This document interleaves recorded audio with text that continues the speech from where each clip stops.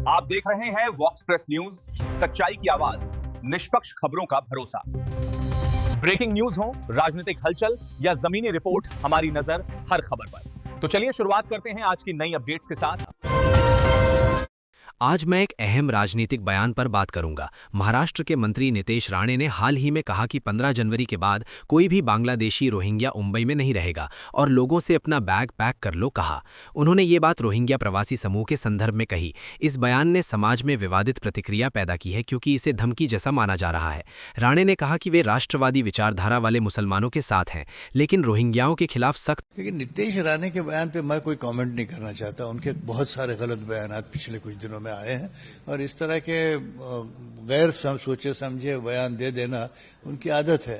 अब उसमें क्या रोहिंग्या को हटा दिया जाए, भाई जो भी गैर कानूनी लोग हैं जाहिर है उनके खिलाफ कार्रवाई होनी चाहिए, लेकिन इसका मतलब ये नहीं कि धांधली में आप जो चाहे वो कह दें और ये इस तरह के बयानों को नजरअंदाज करने की आवश्यकता है।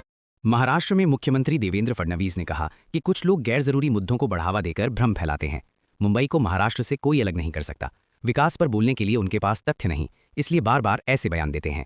देवेंद्र फडणवीस ने कहा कि विपक्ष का एजेंडा केवल विवाद पैदा करना है, जबकि जमीन पर विकास कार्यों को लेकर उनके पास कोई ठोस जवाब नहीं। मुंबई और महाराष्ट्र एक दूसरे से अलग नहीं हो सकते, ये सब जानते हैं। फिर भी राजनीतिक फायदा लेने के लिए विपक्ष बार बार ऐसे भ्रामक बयान देता है और जनता को गुमराह करने की कोशिश करता है।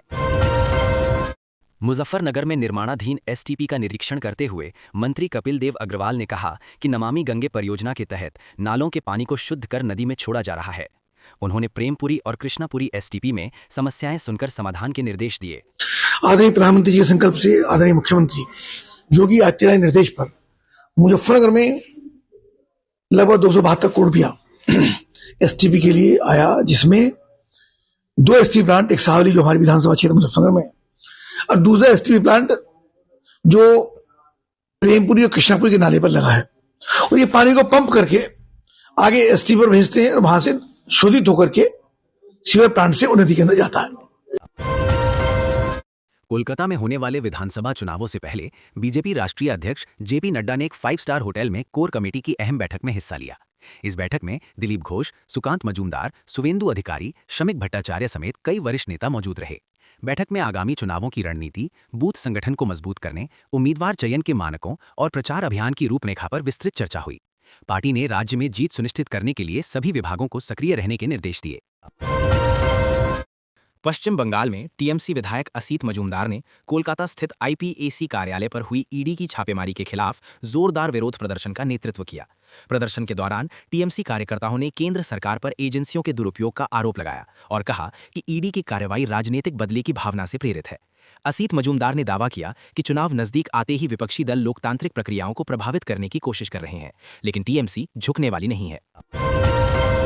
मुंबई में बीजेपी मुंबई अध्यक्ष अमित सतम ने आरोप लगाया कि उद्धव ठाकरे ने 2019 में कांग्रेस व समाजवादी पार्टी के साथ गठबंधन कर हिंदुत्व से समझौता किया।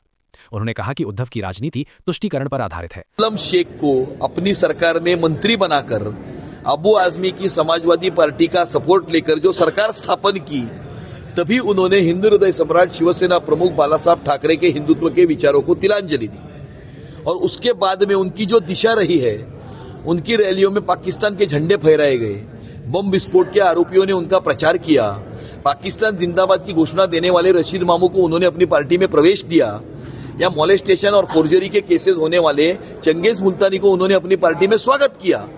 ये सारी चीजों से उनकी नीति क्या है और उनकी नीयत क्या है, ये स्पष्ट होता है। तो फिलहाल इस बुलेटिन में बस इतना ही। देश दुनिया की हर बड़ी खबर के लिए जुड़े रहिए वॉक्स प्रेस न्यूज के साथ। अगर आपको हमारी रिपोर्टिंग पसंद आए तो चैनल को सब्सक्राइब करें और बेल आइकन दबाएं ताकि मुंबई की हर अपडेट समय पर आप तक पहुंचे।